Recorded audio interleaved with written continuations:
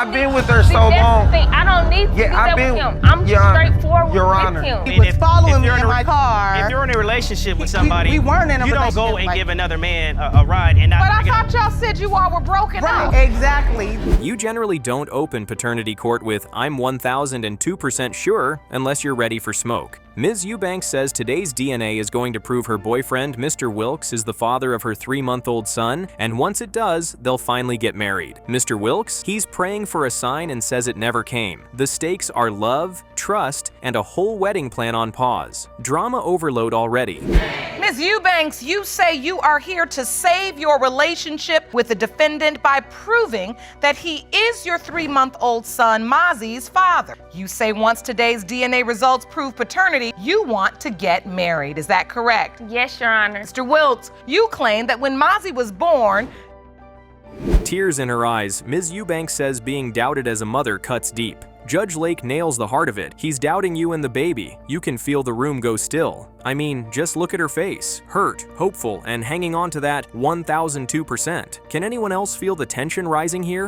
and how has this doubt affected you? It affected me tremendously, like emotionally. I heard you well up with tears. What are you thinking? What are you feeling? It's just emotional. Like, we've been together too long, so you shouldn't have no doubts or no feelings that anything else. Mr. Wilkes steps up and admits he's exhausted from guessing. He even tried the Lion King test, held the baby up like Simba, waiting for that dad bond to hit. Nothing. He stays up late, gray hairs popping, just staring and wondering. It's equal parts heartbreaking and raw. This man came for answers, not theatrics. I'm tired of guessing, wondering, and things of that sort. And like she said, we have been together for so long, so I shouldn't have doubts, but I have my reasoning. It's just the connection, it wasn't there when he first came. You know, like my kids all give me certain signs, you know what I mean? I just didn't feel any type of connection. You know, I even held him up. I did him like the little Simba. We rewind the love story. They met at a strip club during a family birthday and locked in fast. But after their first child, things got rocky quick. A so-called breakup, as he calls it, set the stage for doubt. You could cut this tension with a knife, because next comes the part that always gets messy. Who was talking to whom? All right. So, Ms. Eubanks, tell the court how this relationship started and then when it took a turn for the worse. Okay, the relationship started, we met each other at the strip club. We was there for a family member's birthday party. And Okay. it was just love at first sight. Like, we. Mr. Wilkes says during that split, she was talking to other people. Judge Lake asks the million-dollar question, does talking mean sex? He says it could. The air gets spicy. Ms. Eubanks flatly denies sleeping with anyone else. Her voice is steady, but the look is, please believe me. At her house, at her family member house where she had moved to after the breakup, he was going in the house. No. So I catch him. I catch him going in the house. So me being the person that I am, I parked and I watched to let him go to a little closer. Yeah. So he walked a little closer to the door. So that's when I got out, because where else was you gonna go? You know what I'm saying? So as I walked to the door, he turns around and walked the other way. Then the stakeout story. Mr. Wilkes says he saw the ex heading toward the family house where she was staying. He parks, waits, watches. As he approaches, the ex turns and walks away. Inside, he finds Miss Eubanks in bed, acting like she was asleep. I mean, that is some soap opera staging. My ex he's still cool with my family member. Whatever they got going on does not have nothing to do with me. You saw me in the house, in the bed with our son. I'm telling you, I'm ready to go. She texted me out the blue, asking me, where are you? I'm ready to go. You were at a location for hours, and you just text me like, where are you? Oh, you think she was trying to get... Ms. Eubanks fires back. The ex is still cool with her family, period. She says she texted Wilkes to come get her. No funny business. He thinks the text was to check his location, not a pickup request. Judge Lake's eyes ping-pong between them like she's seen this episode 100 times, because she has. I am innocent. Your Honor, it doesn't matter what she's portraying or what she's trying to say. It's not portraying, it's the truth. I only deal with you. I'm here for I the only results. had eyes for you. I want results. You know, that's it. She said And this really bothers you, Miss Eubanks. I see you're about to cry. Because I love him. Like, I try to show him every day that I'm about you and it's just you. And then we get the title line. She looks innocent, Your Honor. Oof. You can hear the gallery go, Judge Lake presses for why he doubts. Enter the phone evidence. He hints that calls and messages didn't match her "I was asleep" story. Cue the drum roll, because receipts are about to hit the table. So I went through the phone one night and seen a video. Uh-oh. You the only eyes for me, but I mean, I have video of something that's showing me something totally different. What? Did you We bring have that the video to court? I have the video. Let's take a look at the video. What do we see here, Mr. Wilkes? We see that's her when she said she had eyes for me. This is during our little separation. Mr. Wilkes presents what he says are call logs and messages. The implication? Activity with the ex during the exact window she claims she was home and quiet. Judge Lake leans in. This is the meat. Ms. Eubanks looks over at the papers, blinking hard. I mean, just look at that reaction. But before that even took place, he sent me a picture of him and another girl talking about this is This wifey. isn't couples court. We're here for a paternity test. Yes. Yeah, that's her with And I got that is you bent over twerking. Oh, you can't see the guy behind her? It's the guy behind her? I see the guy behind her. And I also see the hand of another guy coming over. Ms. Eubanks tries to explain. Syncing, timing, phone technicalities, anything to cast doubt on the logs. The courtroom gives a collective side-eye. Jerome is stone-faced professional, but you know he's seen every phone excuse in the book. Things are getting slippery fast. Step over to the podium. State your name for the court.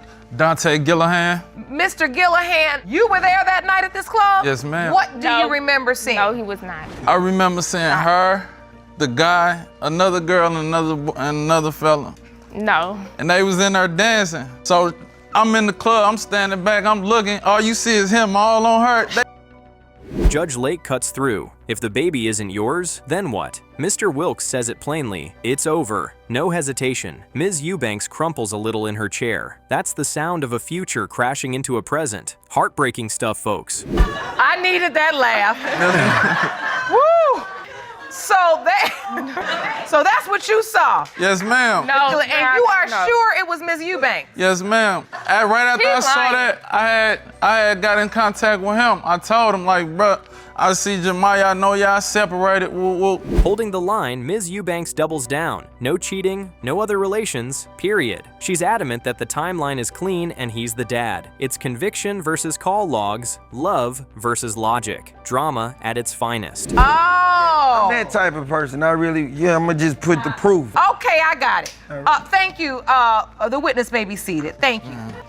All right, so some point, Ms. Eubanks, you find out you're pregnant.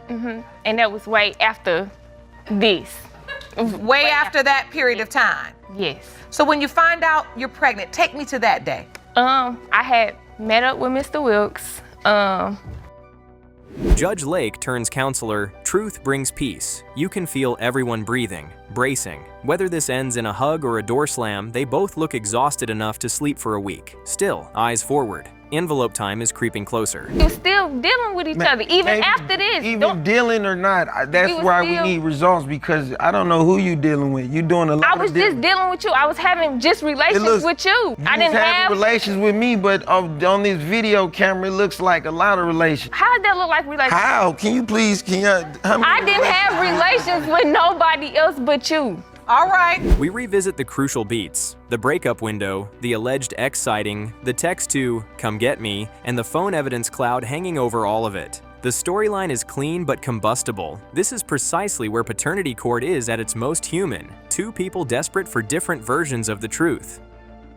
He'll wake up in the middle of the night, he'll call you in the middle of the night and ask me questions. Who do he look like in the family? I don't see that he resembles anyone. And I'm like, David, it's like 3 o'clock in the morning, what are you doing? And anyone in the family, all of my other grandchildren have very strong resemblance of someone in the family. And so how would you? Mr. Wilkes repeats the line that stings, "She looks innocent." The subtext is louder than the words, but I don't believe her. Ms. Eubanks wipes her face, trying to steady her breathing. Can someone pass the tissues, please?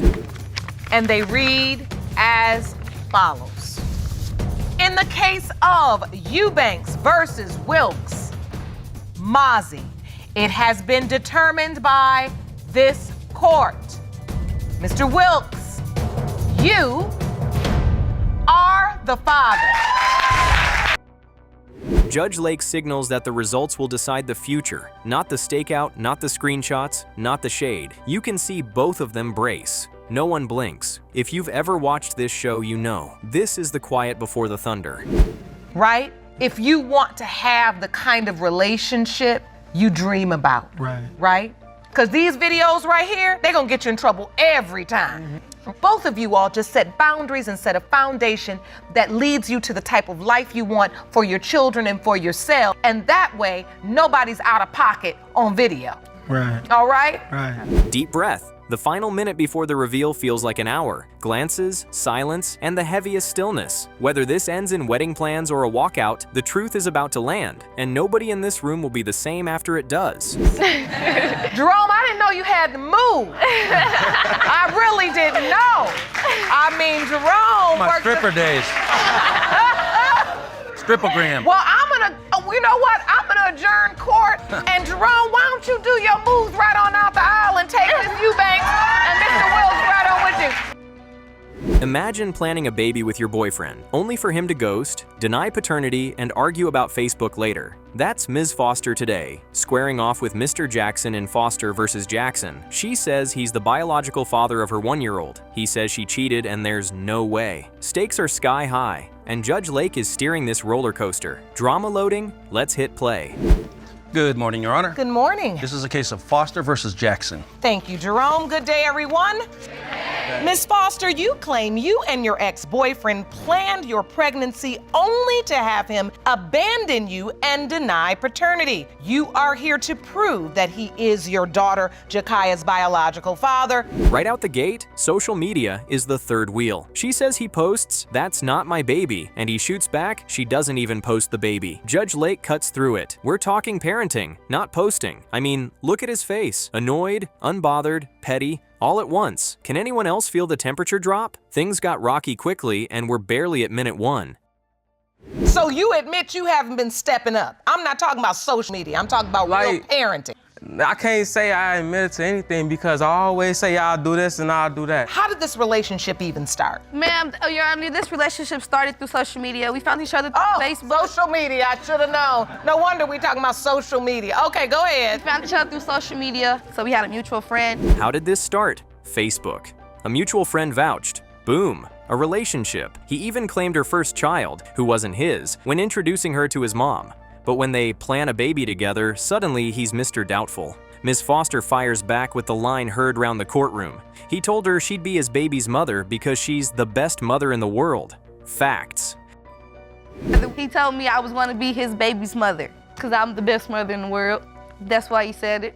Actually. Facts. No. Facts, Your Honor. No. I am the best mother in the world. Having, he can't you say know anything having he sex hasn't even on it stepped and up all. to even a But stepdad. the man that she had dropping her off at my house, claiming was her brother, was the dude she was sleeping with. Correct, Your Honor.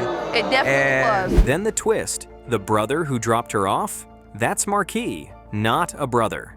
Mr. Jackson alleges she was sleeping with Marquis at his mama's house. Ms. Foster insists they weren't together when he left town. Whew! You could cut this tension with a knife. I mean, just look at those faces. Tight lips, raised brows, drama overload. Yes, Your Honor, after he left out of town again.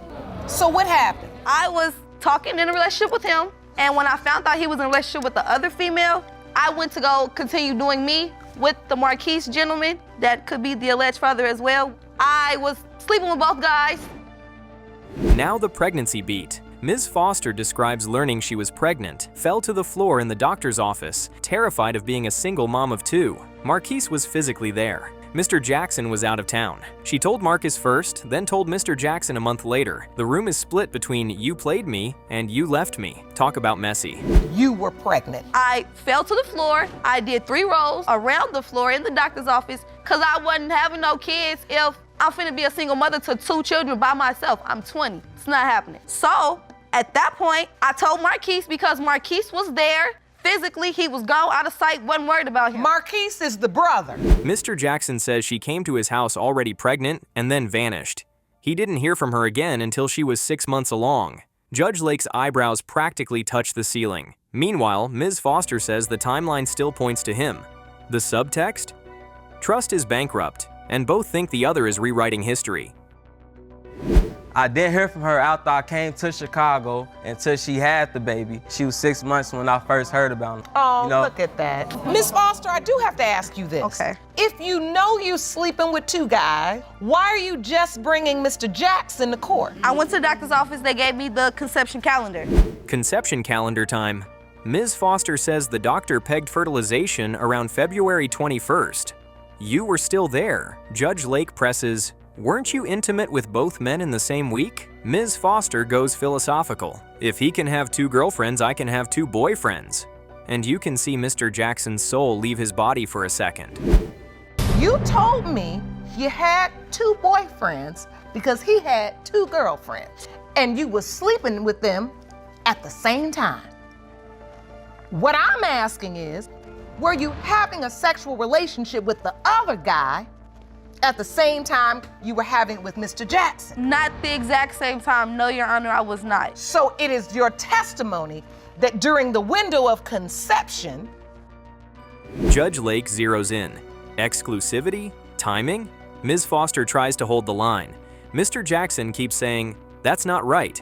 Every answer just raises 3 more questions. I mean, look at that reaction. Judge Lake's patient nod says, "I've heard everything and nothing at the same time." Drama at its finest, folks. Me too. Jakia's 15 months old. Right.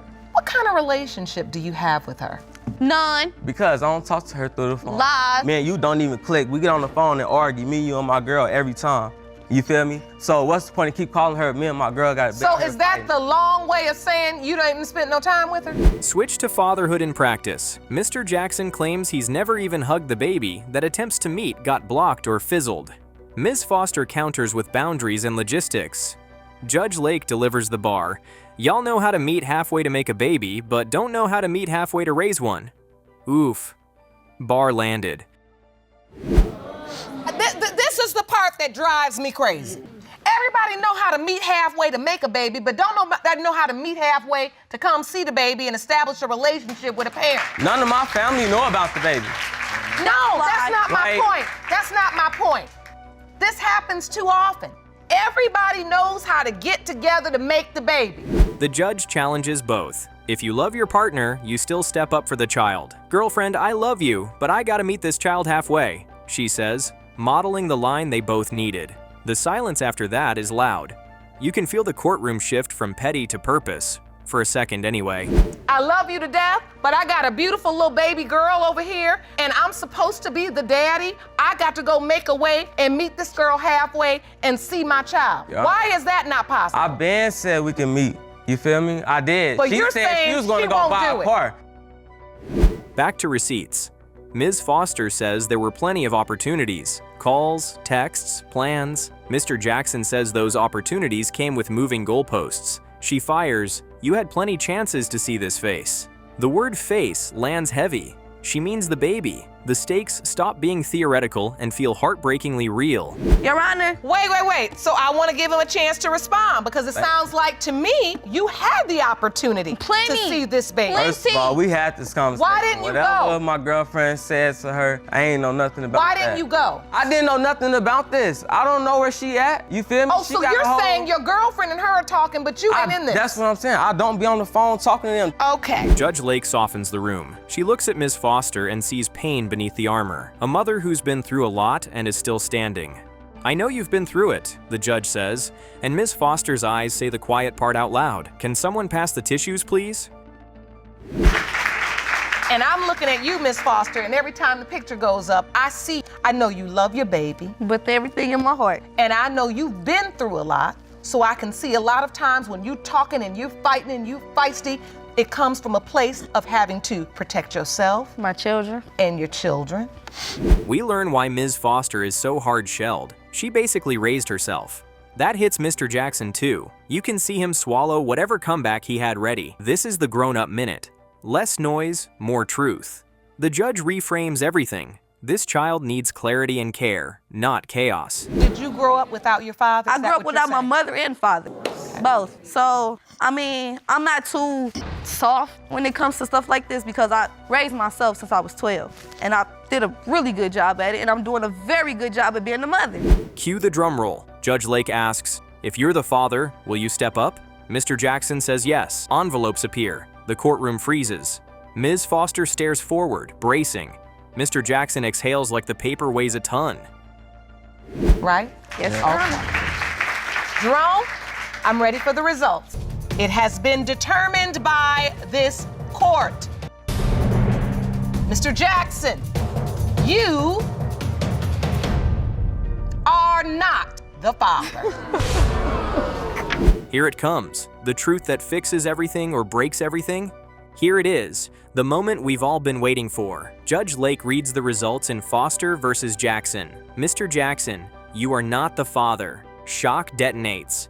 Ms. Foster's face collapses. Heartbreaking stuff. Mr. Jackson's shoulders drop like he's been carrying a boulder. The room goes still. No outro, just raw, stunned silence. You took us to school, let me take you there. You just performing now. Like I said, you want your baby to be a stage show? That's on you. Keep performing. But if you're gonna be a mother to a real human being and a beautiful little girl like that, sometimes you just gotta say like, you know what, ain't no shame in my game no more. I did what I did. Imagine searching for your dad your whole life and walking into paternity court with nothing but an ancestry match and a lot of hope. That's Erica Latrell today. 29 years of questions, zero help from mom, and a possible answer sitting right across the aisle. Mr. Leaks. The stakes? Closure for Erica and a grandfather for her son. Buckle up. This one's a full-on paternity mystery. Hello, Your Honor. Hello. This is a case of Latrell versus Leaks. Thank you so much, Jerome. Good day, everyone.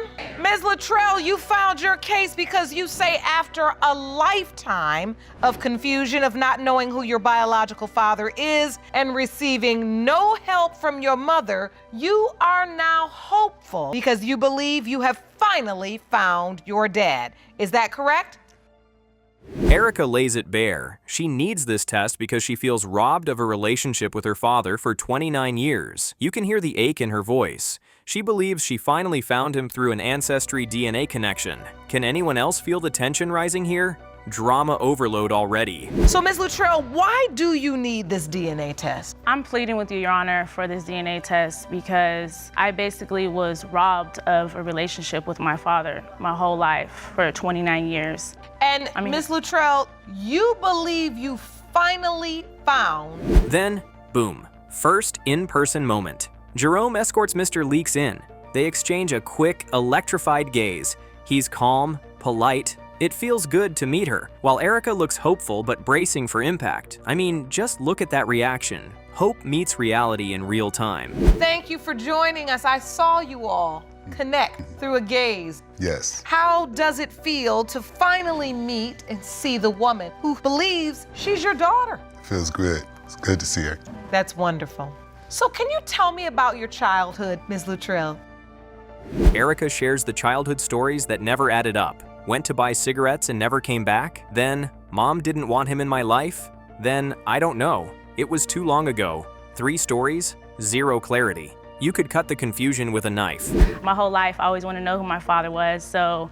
What were you told about your father? As a young child, at around 8 years old, I was told that my father had went to the store and apparently was to buy cigarettes and he never came back. So that was the first story that my mother told me. And then when I was 13 years old, she told me that... Mom, Ms. Melody Latrell, admits she really didn't know, but then drops this. There were 3 possible fathers, including a co-worker. Judge Lake is steady, but you can hear the subtext. 3? Things got rocky quickly. There are 3 possible fathers, one of which was a co-worker. Yeah. Can you tell me about the co-worker? Well, yes, we dated and we got familiar with each other, and then it ended up in intimacy. Did you ever tell that person you were pregnant? I didn't know how to contact them, and I had moved as well. It snowballs. A classmate, another short relationship, and somehow no way to contact any of them. Judge Lake practically leans in. You don't know their names or phone numbers? I mean, talk about messy. When you found out you were pregnant, did you reach out to that person? Did you know how to reach him? It was the same. It was the same as the other man, that I didn't really know how to contact him. You were having sex with all these men and you didn't even get their phone number or know their full name or where they're from? Well, they were like short relationships. Now the party theory enters the chat. Mom recalls meeting a younger man at a neighborhood party around conception time. Erica says Mom told her the man was African American, and that's how Ancestry led her to contact the Leakes family. The breadcrumbs are breadcrumbing. Do you know this man? I don't know him. I don't know him. When she brought him up, I just said, well, he looks familiar. So, Ms. Latrell, what did your mother tell you about Mr. Leakes? My mom. Erica even submitted her first message. She was searching for family on her black side, never met her father, and wanted help. The family gave her Mr. Leakes' name and number, then she sees his daughter's photo and, whoa, like seeing a ghost. I mean, just look at that reaction in your mind's eye. It reads, "Hi, I'm in search for family members on my black side. I have never met my father or anyone in his family. I was reaching out to you in hope of getting to know you and getting info connecting to my father and close relatives." So how did they connect you to Mr. Leakes? The age gap twist. At the time, he'd have been about 19. Mom, around 35. Judge Lake notes he's 15 years younger than Ms. Latrell. Could this be the younger guy at the party Mom remembers? The plot thickens. But when I talked to her about like the age range as well, like at the time he would have been, I think 19 and she was 35. She said it is possible because she remembers going to the party, like she had stated, and he was younger. Oh, she remembered sleeping with a young guy at this party. Mr. Leakes is steady. He doesn't recall any such party or one-night stand, says that's not my get-down. And if there were even a chance of a child, he'd stick around. His tone is firm, not defensive, just resolute. You know, if I'm having a child or anything like that, if I even know there's a chance I'll have a child, I'm sticking around. I'm not going anywhere. Well, Ms. Latrell has testified that this seemed like a one-night stand and then she didn't let anybody know. No, I don't do that. That's not my get down. So. Then a curveball. Mr. Leakes shows a photo of Erica next to his mother, side by side. He swears they look so much alike she must be related, somehow. Even while insisting he's never met Erica's mom, he's here to close this up, so she feels secure. Goosebumps. We had long conversations, and it's just her nature. For one, I can't see myself doing that. You know, somebody that much older than me, 15 years older than me, and I was dating them when I was 18, I would remember that. That's. So you really don't remember her? I've never met her before in my life. But then. Geography doesn't hurt the theory either. The court confirms they lived in Sacramento about 14 minutes apart during the window of conception. Could they have crossed paths at that party? Mr. Leakes jokes, "If I was partying that good." Erica notes the family said he had some wild years. Drama at its finest, folks. Ms. Latrell, you were as well about 14 minutes away from one another. So, I mean, it wouldn't be inconceivable to think you could have been at the same party. I wasn't at no party. If I was partying that good, that must have been a good party. And I mean. Your Honor. Erica pleads again, this time with her heart on the table. She feels like his daughter even over the phone. She's a musician. His mother was a singer. Those little family echoes have her believing this could finally be it. Can someone pass the tissues, please?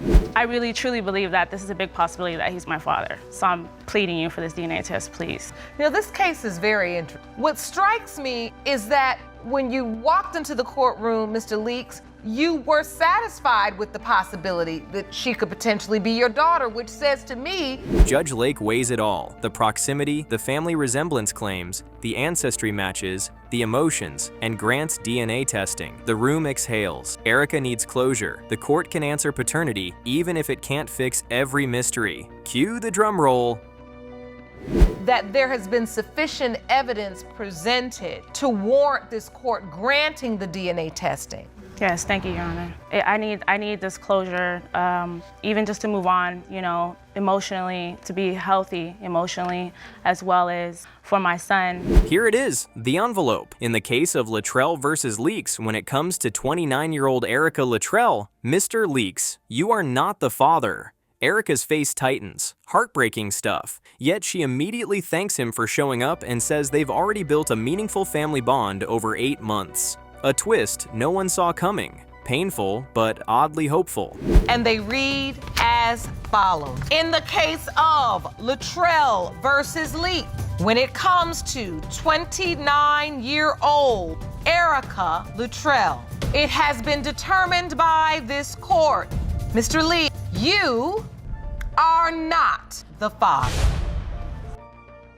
Imagine walking into paternity court trying to save your family while your boyfriend's staring at photos of you and the baby with another man. That's Ms. Yancey's reality today, fighting to prove Mr. Thomas is the father of her 7-month-old son, Kari. The stakes? Their whole relationship. Judge Lake sets the tone, and you can already feel the tension brewing. Drama overload.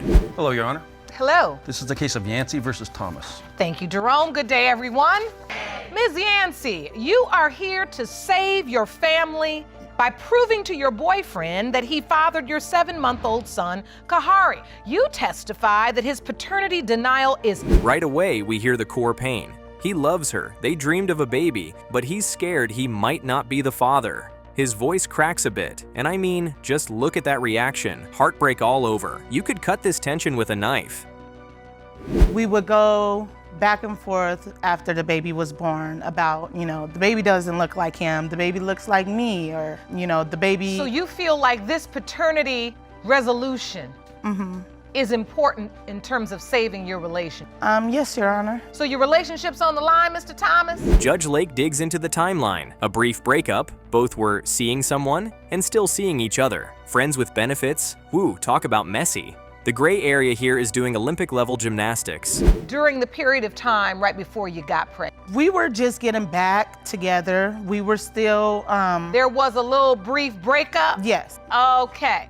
He was seeing somebody, and then I started seeing somebody, but basically that all transpired from us just not being... Then we get the gas station hangout saga, yes, seriously, and the night Ms. Yancey told him she was pregnant, followed by the text that, "The baby might not be mine." You can almost see Judge Lake's eyebrows leave the building. That sounds like high school. Y'all look too old to be hanging out at the gas station. That's like what you do after the high school football game. Go over to the gas station and to the fast food restaurant. You all too old for this. In more ways than one. So, Mr. Thomas, take me to the time you found out Miss Yancey was pregnant. When did you find that out? Judge Lake pivots straight to the loosey-goosey warning. No boundaries, multiple partners, unprotected sex, and now we're in cleanup court. Still, she asks the key. Was Mr. Thomas supportive? Ms. Yancey says yes. He backs it up. He chose to be there. Respect. Someone else. And so was he. But it's like you were already seeing someone before the breakup, if that's the case. No, if that's the case, it was the same with you. Unfortunately, we've got to focus on your sexual practices during the time, Ms. Yancey, because we have a paternity question concerning Kahari, which is your baby. Right. See, when you get in this loosey-goosey phase, nothing good comes of it. We roll into a very real moment. Mr. Thomas stood by her. Appointments, the hospital, the works. But when the baby arrived, he thought Kari looked more like mom. His personal theory about babies looking like the mother, the courtroom groan was audible. The whole way? The whole way. Even though you sent that text back and said it might not be your child? Yes, I explained to him that, I was skeptical. And even though she was skeptical, she told me, and I had my doubts, but at the same time, it was like the 50% chance it is mine. I don't want to have the son, born in this world without being there for him. So he still signed the birth certificate, overwhelmed with love. And then the wild detail. His older son had an extra pinky, and Kari did too, which eased his doubts for a while. You can see hope flicker in his eyes. So what's wrong with that? I mean, it's a new baby. She's the mother. Hey, yeah, and it's true, but it's this thing I used to say, like, if it looks like the mother too much, then it might not be the father or something. Oh, boo. Wait, now did you make this up or this is something you heard?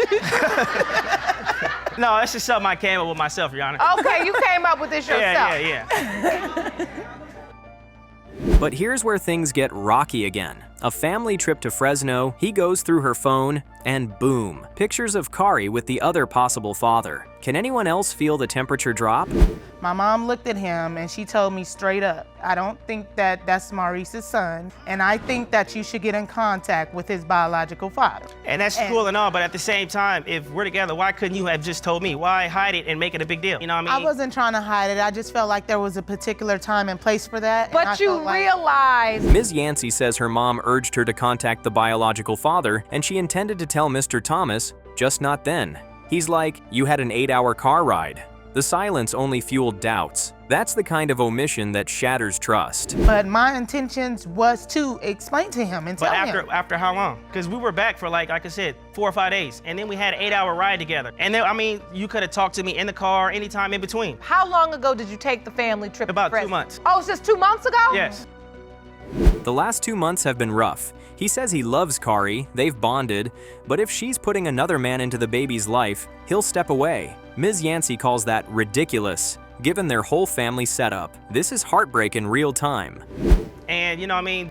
After seeing that picture, it's like, if you feel like this, then why should I continue to be around if you're trying to put him or put another man in his life that hasn't been there or doesn't want to be there? Oh, the other man doesn't He doesn't know that, and that's not true. I'm just saying, like, I'm the only one that's been there. And he doesn't want to give the other man an opportunity. I'll give him an opportunity. Does the other man want to be in Kari's life? Judge Lake agrees Ms. Yancey should have told him sooner. Then another bomb. Ms. Yancey has been sending the other man baby photos, only if important. And there's that extra fingers coincidence from Fresno. The courtroom collectively gasps.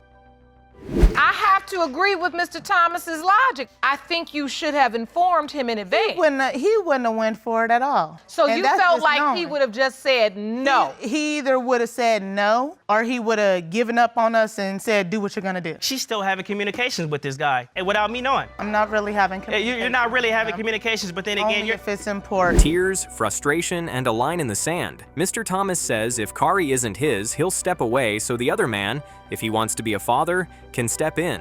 You can see Judge Lake tighten her focus. The air gets heavy. The stakes feel final.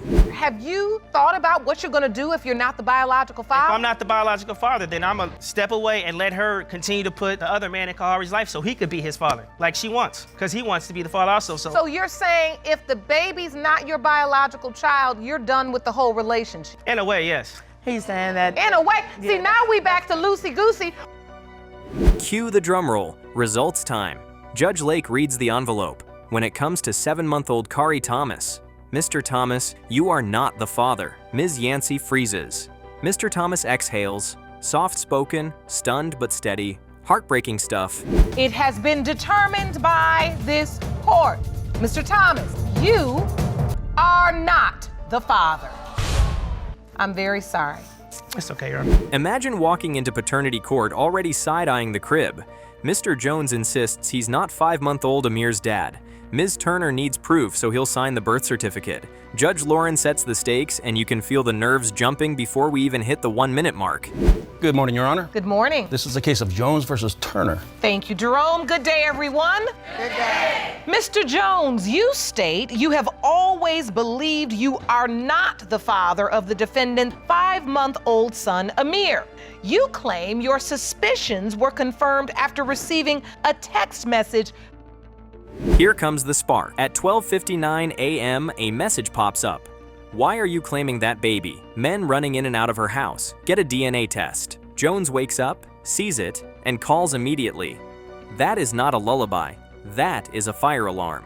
Judge Lauren's eyebrow could file its own motion. About the fact that you really don't know. Yeah, You don't believe you're the father. No, Your Honor. Tell me why you don't believe you're the father. Because like you said, just 3 weeks ago, I received this text message. What text message is that? It's a message from Facebook, from somebody I don't even know. Jerome, let me see that evidence. You say just 3 weeks ago. Ms. Turner shrugs it off as haters, maybe a fake page, maybe jealous friends, while Jones points out the profile looked male. Judge presses, who would write something like that at 12:59 a.m.? I mean, just look at Jones's face. He's not buying the hater theory one bit. I see that message on there and I instantly got up and called her. Like, who is this? I asked her, do she know the person? She said no. I looked up It comes from a number you don't even know. Miss Turner, do you remember that night when you got that call from Mr. Jones saying, I got a text message? Yes, ma'am. What happened? I don't know who that is, but like I told him, you know, he got so many females. We do got people that's some haters. We pivot to the relationship status at that time. Jones says they were good then, but the pregnancy period was a whole lot of falling out, which is why the doubt snowballed. Can anyone else feel the tension rising here? So it could be one of them. It don't have to be a man. They could have stole somebody's profile. So you think, oh, because it came from a man. Yes, Your But you didn't know who it was. Never seen that guy a day in my life. Never A seen him man before told me either. that. I figured it was somebody she used to talk to. Oh, so you thinking it's somebody. Headline moment, the neighbor. Right after Jones leaves for work, a 6 a.m. text hits, trying to come over. Then the infamous, "Are you okay, sis?" message. When Jones confronts her, Ms. Turner breaks down and admits it was the neighbor. Drama overload. Pretty much the time that's at issue. Take it to a neighbor's yard. He had texted her one day when I went to work, right after I left for work, trying to come over. Trying to come over? Yes. Come over for what? That's what I'm trying to know. Seen a text message in her phone saying, "Are you okay, sis?" Now we're in the clock wars. Jones says the guy was calling at 4 a.m., Ms. Turner says 7 a.m., then 8 a.m. gets thrown into the mix. Judge keeps asking what a neighbor wants that early. Rides? Questions? At dawn? Sir, this is not a carpool app.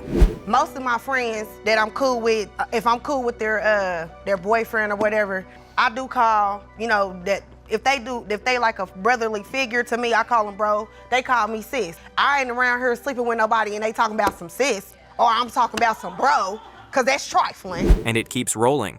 It was 8 a.m., Ms. Turner says, as the judge tries to nail down the timeline. You could cut this tension with a knife, because right after this, Jones adds more fuel. Yeah, I can't have ain't no talking at that time of night with my girl. But what does the neighbor want all these times in the morning at 7 o'clock in the morning? What does the neighbor He was want? asking me a question. Sometimes they ask me for a ride. What kind of ride at that time of night? Time of night, it was 8 a.m. Exhibit B. Jones finds "Good morning, baby" text to Ms. Turner's ex. Meanwhile, he's not getting any good mornings at all. That look on his face says it all. Things got rocky quickly. It was 8 a.m. What you mean that time of night? You're saying he texted the same neighbor was texting her at 4 a.m. You say it was 4 a.m. Yeah, this the same neighbor. I didn't see it. Quit calling the phone. Same neighbor And this at that time. And Mr. Jones, this is just one of the reasons you believe Ms. Turner was cheating during the window of conception. Yes, one. Ms. Turner claps back that Jones had his own side quests. So yeah, she hit the ex with a good morning text or two. Petty? Possibly. Messy? Absolutely. Talk about messy. He was talking to somebody. This is all the time, same time. Okay, so he'll come to my job and chill with me for a little bit. Then he'll be like, "Oh, I'm about to go home and lay down." But he going somewhere else. He making little detours Who else was over chilling with somebody you at else's your house. job? Who else was chilling That's at the you at your problem. job? So since he wanted. Then the heavy allegation. Jones says he got a butt dial and heard moaning plus a man's voice on his voicemail. The temperature in the room drops 10 degrees instantly. you began to have a relationship with your ex because you believe on the phone. We wouldn't have no relationship. He was living in Memphis. So I hadn't seen him or nothing. We were communicating. So you start sending friendly good morning texts. Ma'am. How are you? How was your day? Being a little extra friendly and cozy because you thought Mr. Jones was cheating. I ain't thought, I knew. So you knew he was cheating. If he was pregnant, I would have said his baby ain't mine.